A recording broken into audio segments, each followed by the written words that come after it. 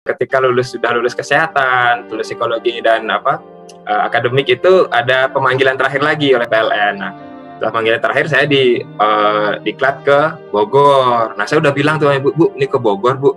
Ini nggak kalau naik darat bakal lama. Saya bilang sama Ibu mau ikut naik udara. Itu saya bilang, Ibu udah seneng sekali tuh, Bah. Wah, ini mungkin kali pertama saya ngajak orang tua itu naik pesawat ya. Itu masih ada Adam Air, Bah, di 2007 ya, 2007 itu masih ada pesawat Adam Air ya, masih rame, dan itu mungkin pertama kalinya saya ngajak ibu saya naik pesawat ke Jakarta. Ya, gara-gara PLN.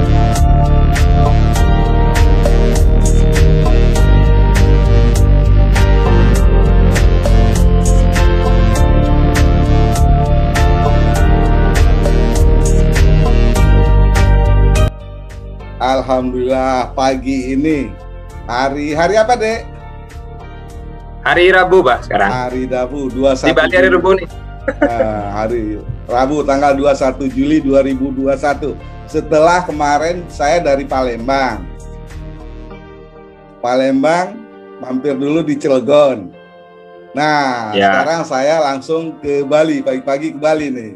Tapi secara virtual untuk menjaga prokes ya. Oke, ya, Bang. Baik. Di layar sekarang udah ketemu sahabat saya ini. Cukup lama nih nggak bertemu. Terakhir ketemu sama beliau waktu acara JMCC di Bali. Betul. Ya, alhamdulillah hari ini saya bisa menyapa beliau. Gede ini adalah supervisor PDKB jaringan. Nah, biar nggak salah sebut lagi di mana beliau, bagaimana karir beliau, dan beliau akan menyampaikan secara detail ntar. Berikut saya sampaikan biodata beliau nih.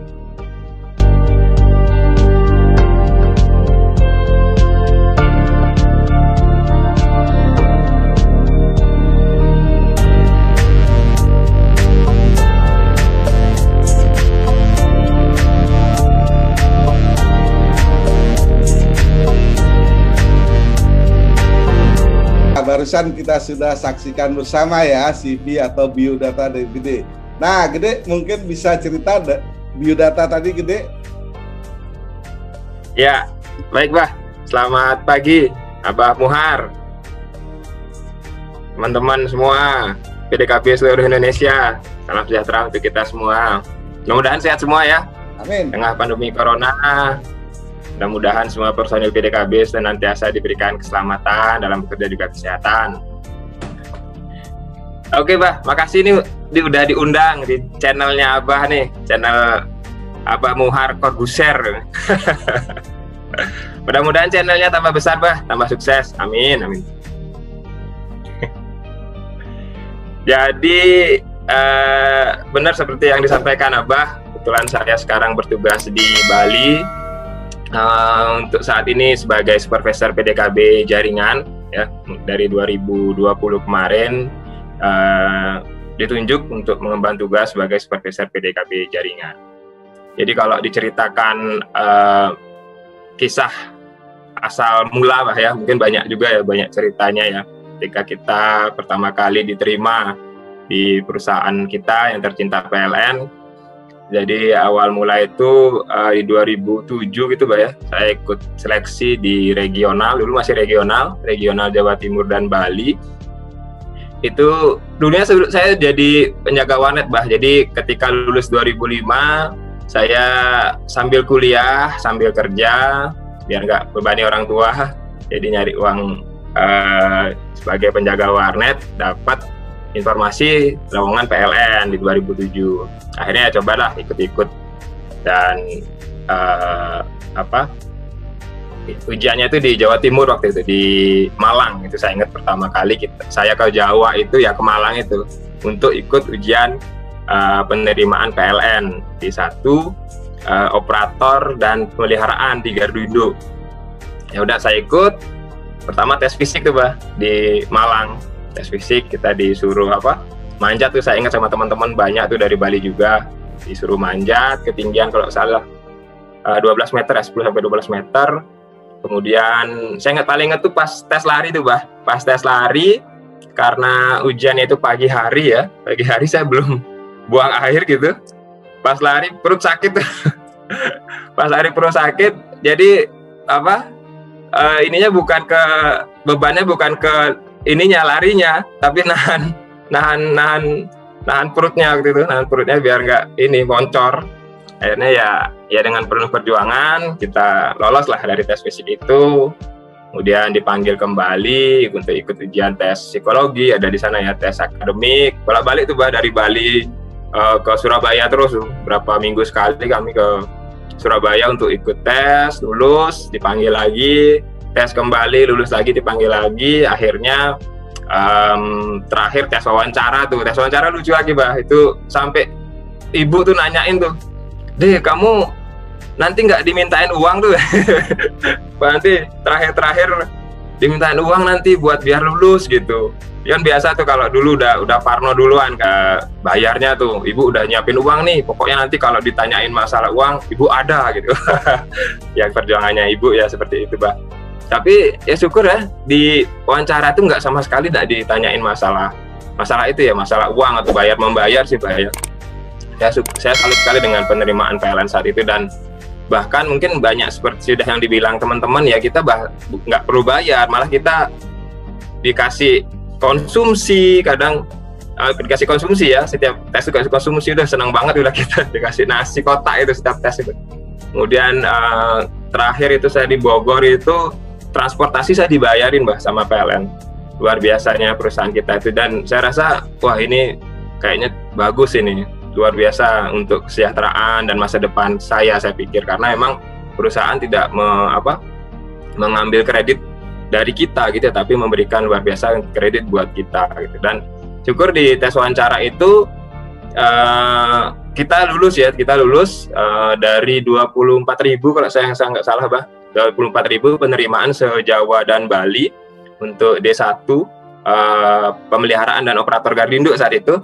Yang lulus hanya 352 orang dari 24.000 itu. Jadi banyak sekali yang saat itu belum dapat kesempatan untuk gabung bersama kami di D1 angkatan 2008, kami disebut diri kami seperti itu. Setelah itu akhirnya di wawancara itu juga kami dibagi sebanyak 50 orang itu mengikuti pendidikan PDKB di Bogor. Nah, kita juga kaget juga, loh, kok teman-teman ini pendidikannya di Malang. Ada teman saya di Bali, pendidikan di Malang sebagai operator. Kami beberapa orang dari Bali dipanggil ke Bogor untuk mengikuti pendidikan PDKB. Belum tahu juga tuh apa tuh PDKB. Searching aja di internet kan, di warnet yang dulu saya sempat kerja. PDKB itu pekerjaan dalam keadaan ketegangan, tapi belum ngerti apa sih maksudnya ini. Akhirnya di Bogor lah kami ditempa di sana bersama senior kami, angkatan pertama, dan kami termasuk jadinya angkatan kedua. Kalau memang seperti apa, kalau angkatan 2004 adalah angkatan pertama, kami angkatan kedua PDKB tegangan tinggi di Indonesia. Itu sih, Bah, kurang lebih, Bah, untuk ceritanya awal penerimaan kami sampai diterima dan diklat pendidikan PDKB tegangan tinggi 150-500 kafe di Unikat Bogor. Baik. Gede kan tinggalnya di Bali. Betul, Bah, saya di Bali domisili. Sambil jaga internet, sambil kuliah. Ya, betul. 2005 saya tamat sambil kerja sambil kuliah. Baik. Terus testingnya kan rekrutmennya di Surabaya.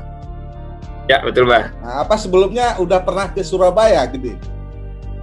Belum, Bah. Itu pertama kali saya ke Jawa itu ya, keluar Bali itu gara-gara PLN ini. Jadi ibu juga orang tua sempat was-was itu. Jangan ngobrol sama orang gitu, Ibu.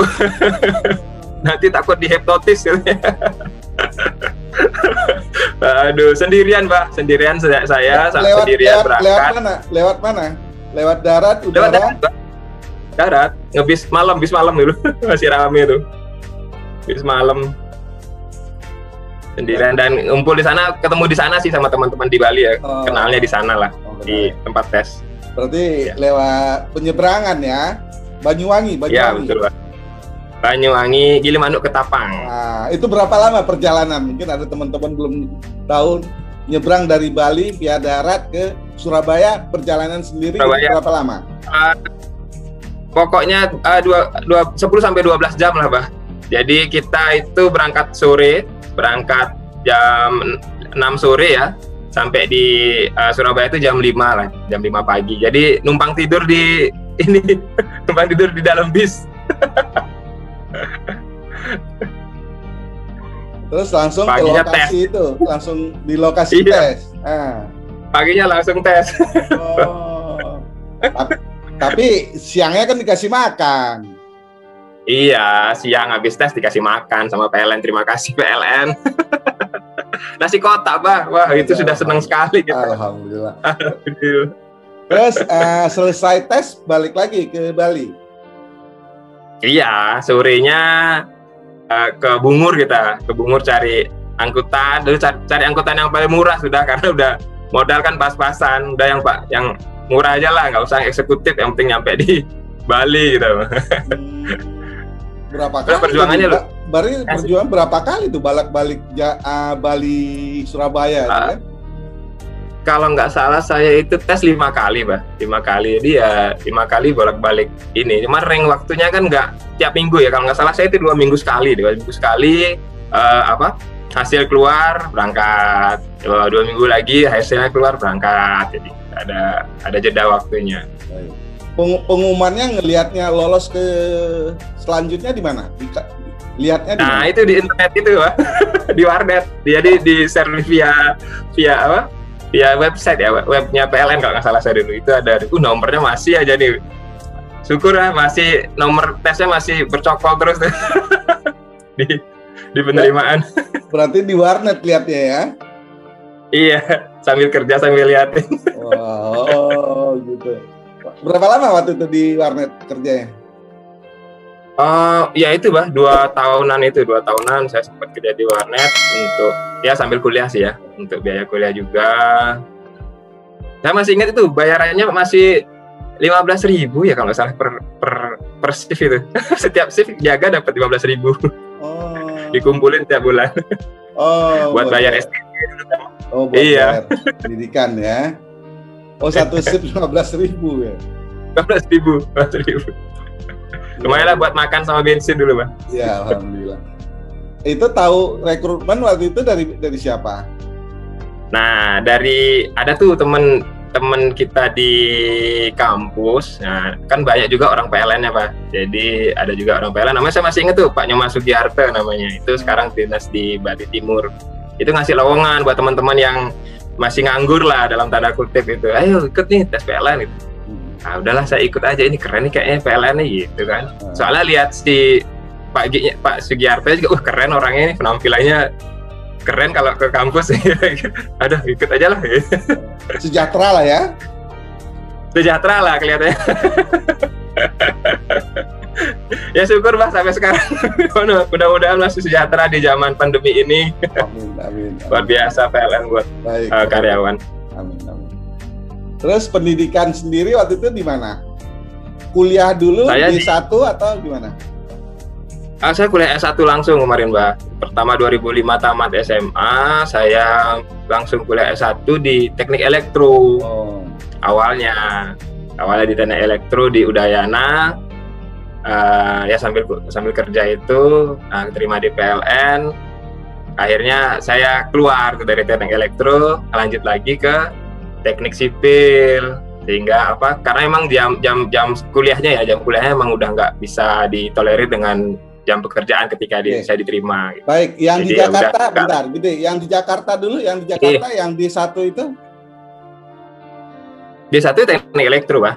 Di Politeknik Negeri Jakarta, bareng teman-teman juga. Itu setelah lulus di Surabaya. Iya, setelah selesai lulus tes, kita dididik D1 ya. D1 di Politeknik Negeri Jakarta, baru diangkat sebagai pegawai PLN. Ketika melewati on-job training di Surabaya. Baik. Berapa lama di Jakarta waktu itu? Jakarta berapa ya, Bah ya? Kalau nggak salah saya kalau di total dengan Bogor kurang lebih 6 bulan, Bah. 6 bulan dalam kurang lebih 6 bulan ya, 6 bulanan di Jakarta dan Bogor ya. Bogor kita langsung diklat di Udiklat Bogornya. Kemudian 6 bulan lagi di on job training di Surabaya. Jadi total setahun lah untuk kita mendapat SK pegawai. Waktu itu ke Surabaya aja Ibu agak was-was bagaimana mau ke Jakarta. Itu gimana Ibu? Nah ini lucu nih Pak, ada cerita lucu lagi nih. Ketika saya di panggilan terakhir gitu ya, apa istilahnya itu ya, ketika sudah lulus kesehatan, lulus psikologi dan akademik, itu ada pemanggilan terakhir lagi oleh PLN. Nah setelah panggilan terakhir saya diklat ke Bogor. Nah saya udah bilang tuh Bu, ini ke Bogor Bu, ini nggak kalau naik darat bakal lama. Saya bilang sama Ibu mau ikut naik udara. Itu saya bilang, Ibu udah seneng sekali tuh Pak. Wah ini mungkin kali pertama saya ngajak orang tua itu naik pesawat ya. Itu masih ada Adam Air Bah di 2007 ya, 2007 itu masih ada pesawat Adam Air ya, masih rame. Dan itu mungkin pertama kalinya saya ngajak ibu saya naik pesawat ke Jakarta. Ya gara-gara PLN, dan disampai di Bogor pun itu di total sama PLN, kamu kesini naik apa, tiketnya berapa, dibalikin tuh Bah uang transportnya. Wah mantap sekali. Buat sendiri tapi kan? Bah? Buat sendiri kan, buat gede sendiri kan? Iya, buat sendiri. Kalau Ibu ya. Nah, Ibu kan dari anaknya dong. Iya. Masya Allah, doa ibunda itu. Iya, Bu. Diantarin sampai ke Udiklat itu Bah sama Ibu. Diantarin sampai ke Udiklat, nyari alamatnya di Cibogo berapa deh, kilometer berapa saya lupa itu. Sama Ibu tuh naik angkot. Akhirnya Ibu balik lagi ke Damri, berangkat sendiri sih pulangnya Ibu. Berani dia sendiri. Luar biasa. Saya langsung ke Bogor untuk. Iya. Luar biasa Syukurlah. perjuangan ibunda ya. Waktu itu ibunda langsung balik ke Bali ya? Iya, langsung Mbak. Oh, naik Damri dari Bogor ya?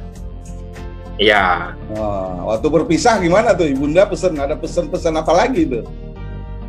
Iya, mungkin karena saya udah sering mandiri juga gitu. Udah kalau dari SMA udah sering ikut kegiatan lah ya, udah sering ikut kegiatan, udah jarang di rumah gitu. Mungkin Ibu ya pesannya baik-baik aja sih, baik-baik, jaga diri gitu. Karena kan ketika kita diklat juga belum tentu lulus tuh Bah ya. Jadi ya pesannya jaga diri lah, karena perjuangan udah jauh sampai saat ini gitu kan, sampai segini.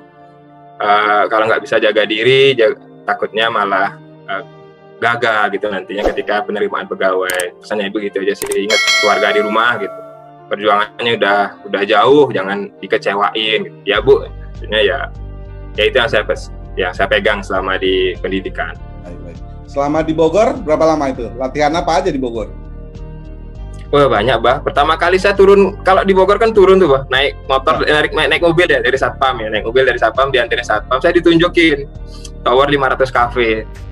Nanti adik kerjanya naik ini dek gitu. Wah, ya masa Pak? Saya ngelamarnya operator, saya bilang gitu. Jadi di operator. Saya ngelamar operator gardu induk, saya bilang gitu. Iya nanti naiknya tower ini dek, PDKB kan gitu. Iya Pak. Iya naik nomor masuk cafe, nanti jalan di konduktor itu. Dia bilang, wah masa sih? belum percaya juga. Cuman ketika akhirnya ada bapak-bapak instruktur kita, ada senior kami ya, ada Bapak Saur, Bapak Wahyu almarhum, juga Pak Made Sujaya, Pak Sumardiono, banyak sih ya. Itu Bambang, menjelaskan ya, ada Pak Bamba, Pak Rukiman, Pak Subronto, Om Kumis ada juga. Om Kumis ada juga. Pak Made. Di Bogor ada. Oh, ada juga deh. Ada Pak, ketemu. Makanya awalnya nanya dulu, deh nanti ada tuh instruktur dari Bali, namanya Pak Made gitu. Wah belum tahu kan orangnya yang mana nih Pak Made gitu. Wah tiba-tiba datang, wih ternyata gagah gitu. Ternyata gagah. Pak deh, akhirnya yang ngobrol lah pakai bahasa Bali, ngobrol gimana gitu. Pengalamannya, perjalanannya ya seperti itu sih Pak. Ketemunya di Bogor sama Pak Made. Dan sekarang ketemu lagi di Bali. Sebagai manajer UPT beliau sekarang di UPT Bali ya. Iya. mungkin PDKB pertama itu untuk manajer UPT. Iya. Ya. Nah, iya. Terus oh iya. Terus setelah yang cerita satpam tadi gimana? Cerita satpam akhirnya kita kita ada pengenalan perusahaan gitu, Pak ya, ada pengenalan perusahaan, dan mungkin itu juga pertama kalinya saya ketemu dengan Bapak Mulyo Aji, Pak. Wow. Mulyo Aji, Bapak Mulyo Aji GM P3B dulu kalau saya nggak salah, beliau ini GM-nya nih gitu. Emang sih kalau ketika mendengar presentasi beliau, wah ini emang orang pintar ini, saya pikir. Dengan juga Pak Ramli, saya ketemu juga di sana. Ya, ketemu orang-orang hebat di PLN, di Klub Bogor itu, di orang-orang PLN yang hebat ya di Bogor itu. Kemudian kita di training, diberikan penjelasan tentang manajemen perusahaan lah, SDM gitu ya, tentang pengenalan perusahaan PLN itu seperti apa, hak kita sebagai pegawai ya. Secara garis besarnya disampaikan di sana. Gimana pas pelatihan PDKB sendiri gimana itu? Jadi dulu itu saya kan ikut ini, Pak, kebetulan Sispala ya, siswa pecinta alam di SMA.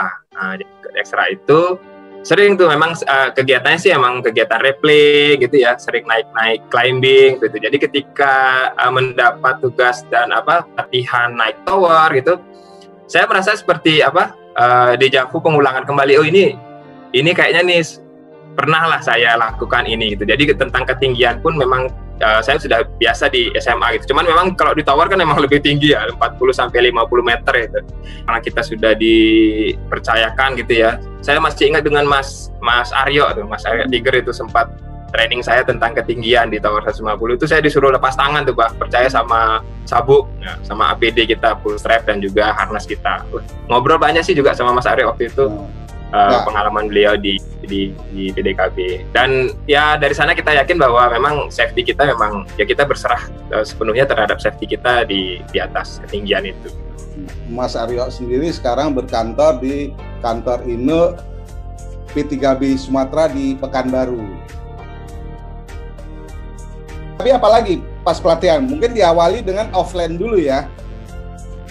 Iya, betul, Pak. Ada juga kita diberikan pengenalan pekerjaan offline ya, pekerjaan offline, penggantian isolator offline, maupun juga di 500 cafe offline gitu, sempat juga diberikan pendidikan pengenalannya gitu. Cuman memang lebih kepada fokusnya kita di sisi PDKB-nya, pertegangannya, Pak. Terus online-nya kapan online-nya? Setelah berapa lama pembelajarannya? Kalau nggak salah saya sebentar sih, Pak, ya, offline itu cuma pengenalan aja. Jadi kita emang saya lihat sih memang angkatan kedua ini memang sudah grand design-nya itu untuk PDKB sudah mantep nih gitu. Jadi kayaknya bukan angkatan uji coba lagi gitu. Jadi udah memang di materinya ini diklatnya memang sudah sudah terstruktur rapi gitu untuk PDKB gitu, Pak. Jadi memang untuk di offline kita sedikit sekali. Jadi langsung mendapat materi terkait kegiatan kita secara PDKB, secara online. Cuman ketika online-nya baru pegang tegangan itu kalau nggak salah berapa bulan ya? Itu di Bogor juga, Mbak, di Bogor di 150 cafe pegang tegangan pertama. Kemudian di 500 cafe di Cibinong kita pegang tegangan 500 cafe juga pertama kali di Cibinong itu. Riwayat pas touching itu gimana itu? Pas touching banyak sih ya. Awalnya sih mikir ya ini saya dapat urutan kalau nggak salah terakhir lah ya, urutan touching pertama itu.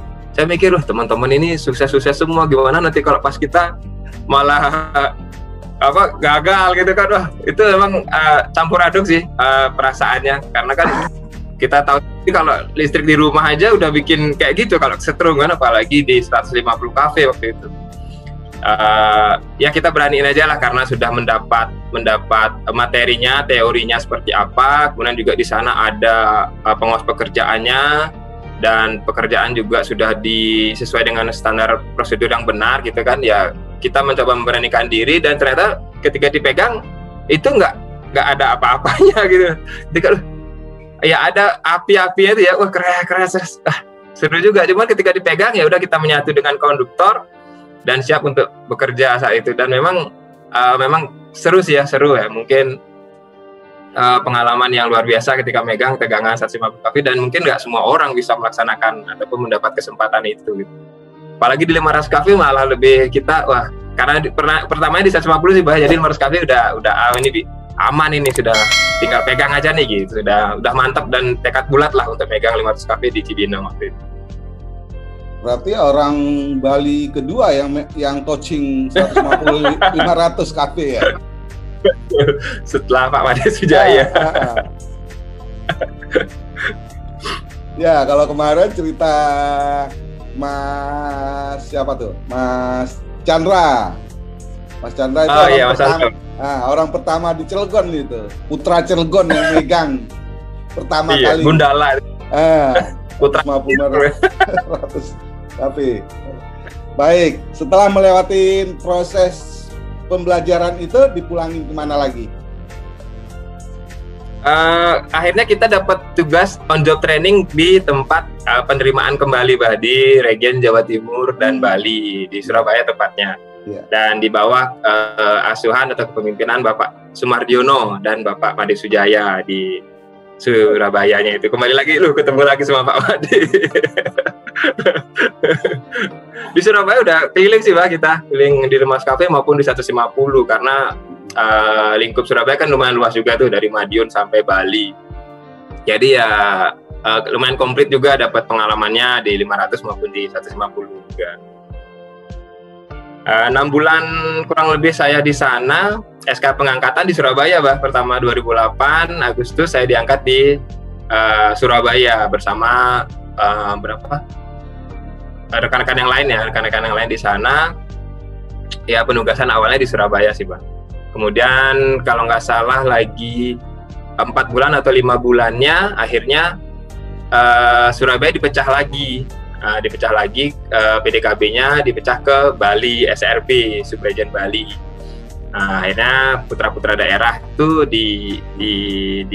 dibalikin ke Bali, dibalikin ke daerah asalnya saya, termasuk di dalamnya. Dan syukur bareng Pak Made juga ke Surabaya, ke Bali, Babat Alas Bali sama Pak Made, sama Mas Putut dan Mas Solikul Amin, Mas Suli. Bareng-bareng di sana membangun PDKB Bali dari tahun 2009. Oh, itu karena doa orang tua itu ya. Bisa iya. balik kampung ya. Iya. Pernah nggak waktu itu Gede cerita sama ibu pas megang-megang naik tower atau megang-megang strom itu, pernah nggak cerita? Ceritanya yang bagus-bagus aja sih Bang. Cerita cuman disaring yang ya bagus-bagus aja gitu ya. Kalau takutnya itu nggak kita ceritain, nanti takutnya orang rumah, jadi ibu bapak orang tua ini khawatir kan, jadi ya udah ya bagus-bagus aja. Oke, terus merintislah ke SRB waktu itu ya namanya ya. Iya, SRB di bawah pimpinan Pak PDKB pertama ya di Bali ya. Betul Pak. Babat Alas tadi saya bilang, Babat Alas di Bali bersama Pak Made dan Mas Putut dan Mas Uli di Bali di tahun 2000. Gimana tuh? Biasanya kan banyak tantangan itu kalau merintis. Berat sih Pak ya. Pertama kali emang ya namanya perintisan pasti berat ya. Bahkan kita pertama kali datang itu ya sama mungkin dengan teman-teman yang baru merintis atau baru buka PDKB baru ya. Itu ruangan aja kita belum punya Pak. Kita belum punya ruangan itu sama Pak Made, Mas Uli, Mas Putut. Ya, dikasih ruangan belakang lah biasa kan. Ruangan belakang, kasih meja aja, kita dibekalin meja dari Jawa Timur itu. Ya udah, akhirnya di ruangan kecil itu kita membuka PDKB Bali ya, bersama-sama dengan 10 orang lainnya.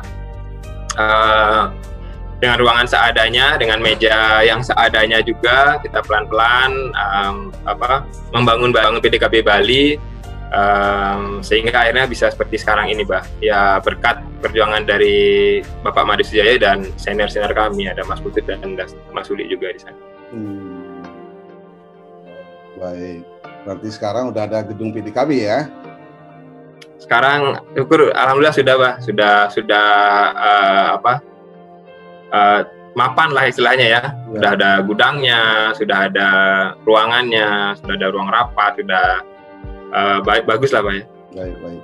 Terus berapa lama di UPT Bali baru melangsungkan pernikahan? Saya lihat udah 3 nih juniornya. Oh iya. Jadi 2009 saya balik ke Bali, Bah. 2009 saya balik ke Bali. Langsung lanjutin kuliah dulu di sipil karena memang yang di elektronya saya bentrok dengan jam kerjanya.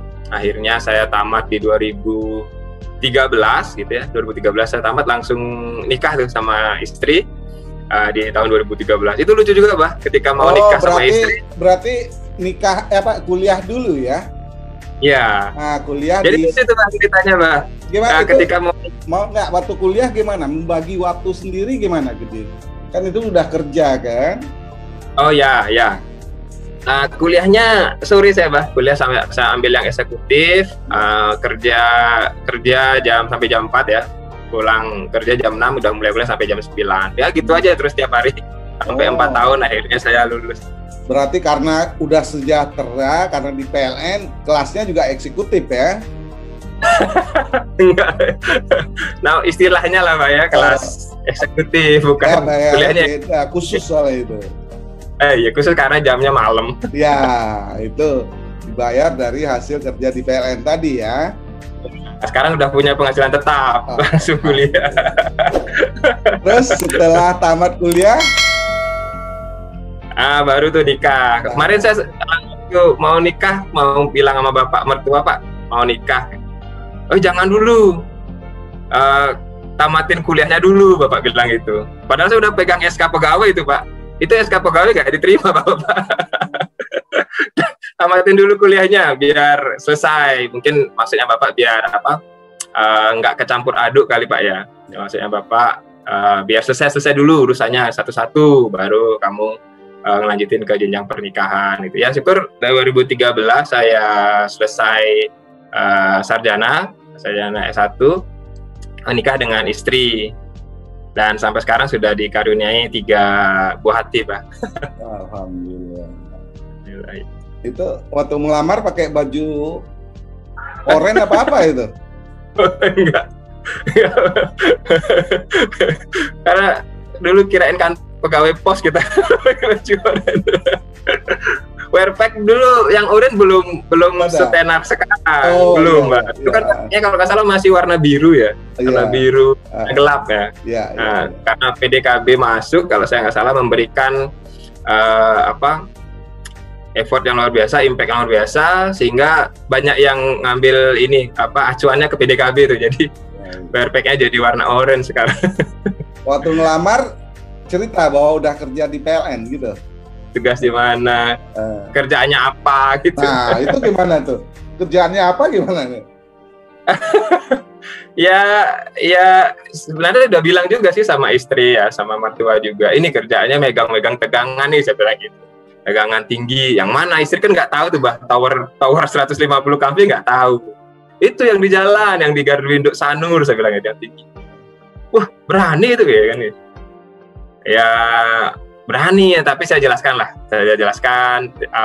SOP bekerjanya. Yang penting kita taat SOP lah gitu. Semua sudah ada pengamanannya gitu kan.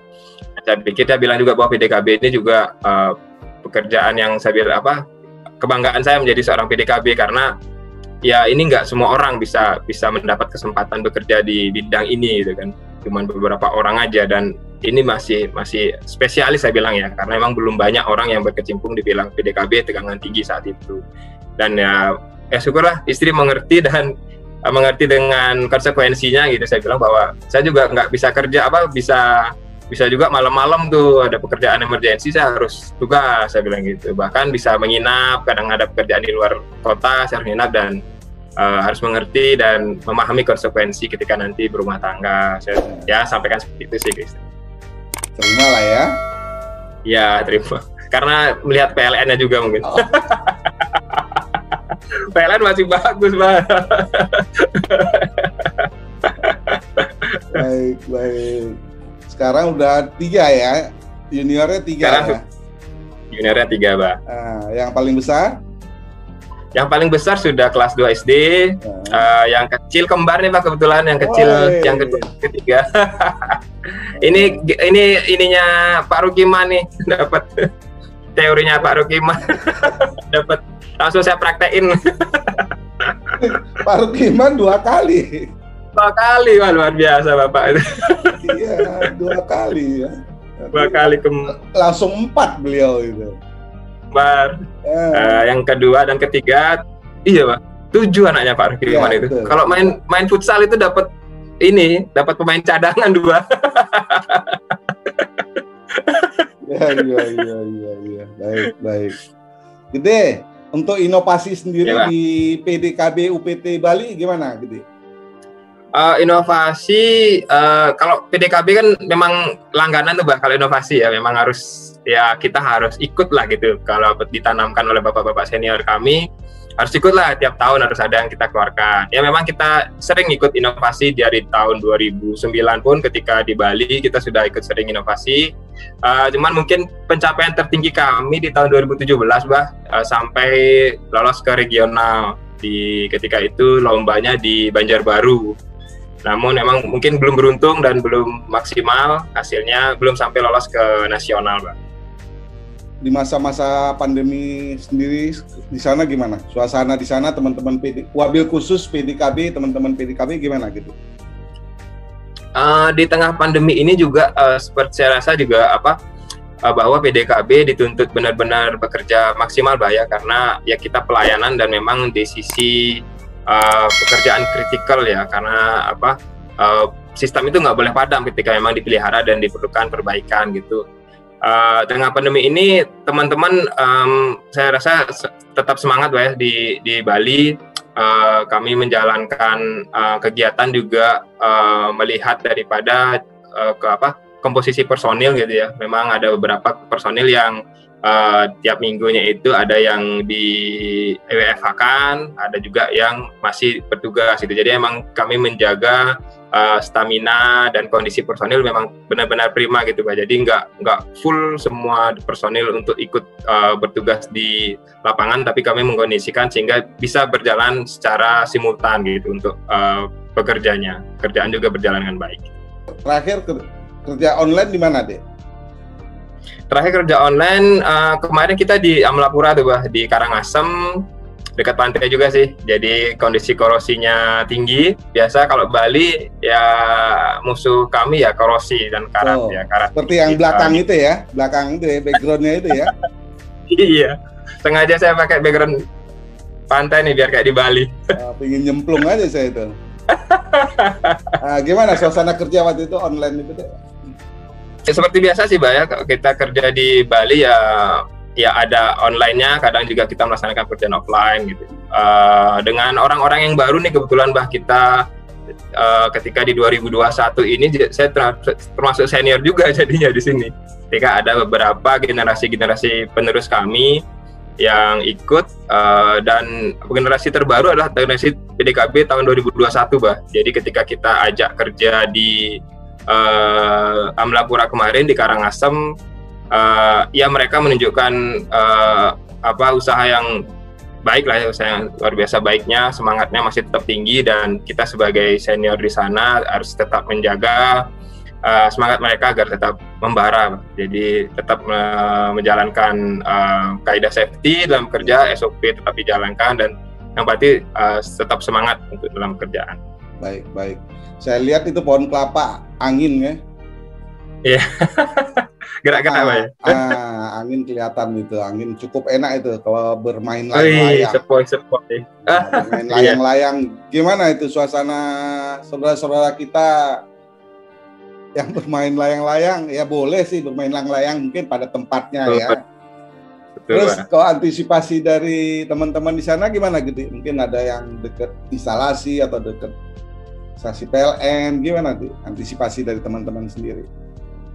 Baik Bah, jadi mengenai layang-layang juga sebenarnya ini sempat menjadi trending topik di tahun lalu Bah ya, ketika pandemi awal corona itu terjadi gitu ya, pemain layang-layang di Bali sangat tinggi. Bahkan di Jawa juga ya, saya rasa ada kasus-kasus gangguan yang diakibatkan oleh layang-layang di pengantar kita.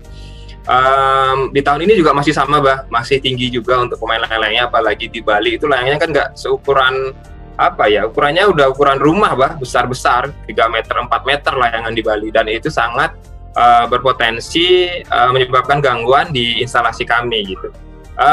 Di bulan-bulan ini kebetulan kita lagi perang nih, Bah, perang siaga untuk mencegah gangguan terhadap layang-layang di pengantar kami. Di bulan, udah kita mulai dari bulan April kemarin, April, Mei, Juni, Juli, mungkin nanti mudah-mudahan mereda di bulan September, Oktober, Bah, untuk layang-layang. Dan ini adalah puncak-puncaknya di bulan Juli ini, sedang puncak-puncaknya musim layangan. Dan antisipasi kami di Bali sendiri, kami memiliki tim khusus yang memang ditugaskan secara khusus untuk mengatasi atau menangani gangguan layang-layang. Bahaya ada tim Tegal namanya, tim antisipasi gangguan layang-layang, di mana tim ini juga bekerja melakukan sosialisasi ke masyarakat, melakukan patroli ataupun scanning di sisi pengantar, kemudian juga melaksanakan eksekusi ketika layangan-layangan itu tersangkut di jaringan pengantar kami. Dan di bulan Juli ini adalah puncak-puncaknya. Jadi kami sebenarnya standby on call nih dalam handphone ketika memang ada layangan yang membahayakan atau tersangkut di SUTT. Jadi kita harus siap untuk melaksanakan atau memperbaiki gangguan tersebut. Gitu, Pak. Di lokasi tersebut ada juga teman-teman kita dari PLN di lokasi layang-layang di sana. Ada, Bah. Jadi memang ada petugas-petugas yang personil yang ditugaskan untuk melaksanakan piket atau scanning. Jadi ketika layangan itu biasanya jam 16 sampai jam 16 ya, jam sore lah, Bah, ya, naik sampai malam itu kadang-kadang ada juga yang masih dinaikkan layangannya. Jadi ketika sore petugas-petugas kami ada yang melakukan scanning di sisi pengantar, menyisir,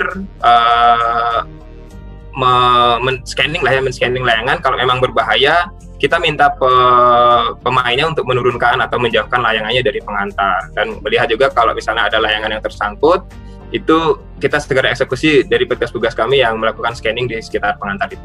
Baik. Waktu sosialisasi mungkin kerjasama nggak sama dengan PLN distribusi UP3 di sana?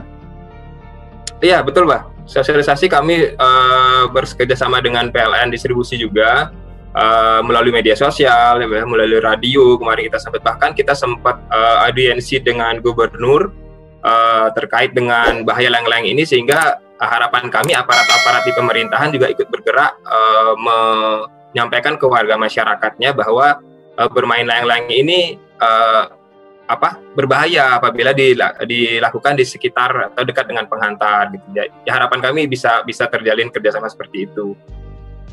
Sosialisasi juga kita laksanakan selain dengan UP3, kita langsung ke masyarakat, Bah, ke desa, ke masyarakatnya langsung. Kadang kita memiliki gerakan gerbek layangan tuh namanya, yang biasa kita tiap minggu kita laksanakan di hari Jumat.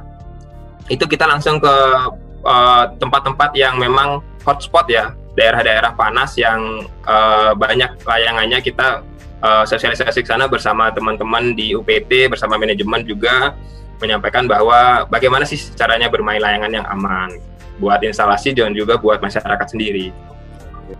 Sosok manajer UPT Bali, Pak Made.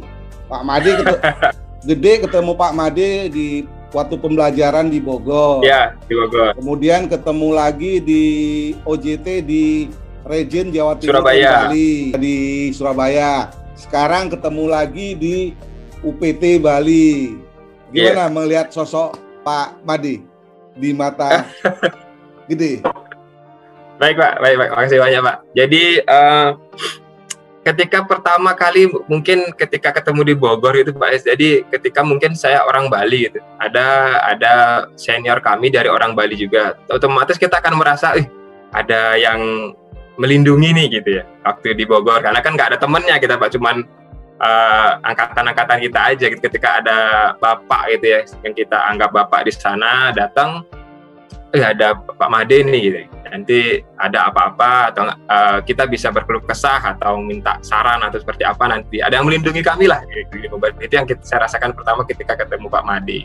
Dan ketika ketemu di Surabaya juga ya ya Pak Made udah seperti apa ya istilahnya, sudah seperti bapak saya gitu ya, sering memberikan bukan cuma nasihat Pak, tapi kadang-kadang diberikan juga kritik gitu ya, saran yang memang ya itu saya pikir ya ini bapak saya sedang memberikan arahan pada saya dengan cara yang baik ataupun dengan cara yang sedikit keras, yaitu memang untuk membentuk diri saya gitu. Di Surabaya kami alami seperti itu karena memang di saat itulah pembentukan diri kami gitu Pak ya, di Surabaya itu. Dan ketika ketemu juga di Bali, ya akhirnya kita sudah saling mengerti lah Pak ya, sudah sama-sama mungkin dewasa atau mature.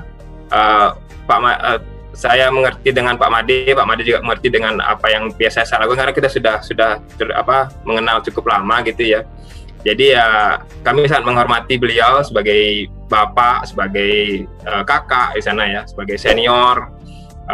Di luar tugas kami juga sebagai stafnya beliau gitu ya. Jadi secara kepribadian ya kami anggap Pak Made adalah bapak kami di PDKB. Nah, gitu. Terakhir hobinya apa nih Gede? Siapa? Hobi saya kebetulan kemarin sama Mang Chan ya, sama Mang Chan saya sama main bola. Oh, berarti hobi standar laki-laki di Indonesia. Oh, Mang Chan berarti suatu saat bisa, kalau pandemi ini berlalu, bisa itu ya, silaturahim dengan sepak bola ya? Bisa. Kemarin sering ledekan tuh kalau status WA di-upload, ayo kapan tanding? Status WA lagi main bola di-upload, ayo ke Cilegon. Iya. sering kontak seperti sama Mang Chan. Mang Chan kan ada apa di sana, klub bola apa tuh? Dari Cilegon tuh FC Run apa tuh? Visi Cilegon atau apa tuh? Oh iya. Nah, kalau di Bali apa? Di Bali yang juara 1 tuh Pak kemarin, Bali United. Oh, yang juara Bali. Siapa pemain favoritnya, siapa idolanya siapa? Kalau saya seneng pemain luar negeri Bah, Francesco Totti. Kalau saya dari dulu pertama kali kenal bola ya kenalnya sama Totti, sampai sekarang pun masih sama Totti. Oh, baik. Terus anak pernah diajak nggak atau istri nggak ke tempat pekerjaan? Maksudnya bukan di kantor, di luar kantor. Iya. Jadi apa ya, kejadiannya waktu itu kalau saya secara khusus ketika pekerjaan terencana sih belum pernah sih Mbak ya, cuman ketika memang ada gangguan gitu ya, ketika pas lagi di luar nih jalan-jalan sama anak-anak itu ada layangan atau apa yang nyangkut yang harus dikerjakan secara PDKB untuk eksekusinya.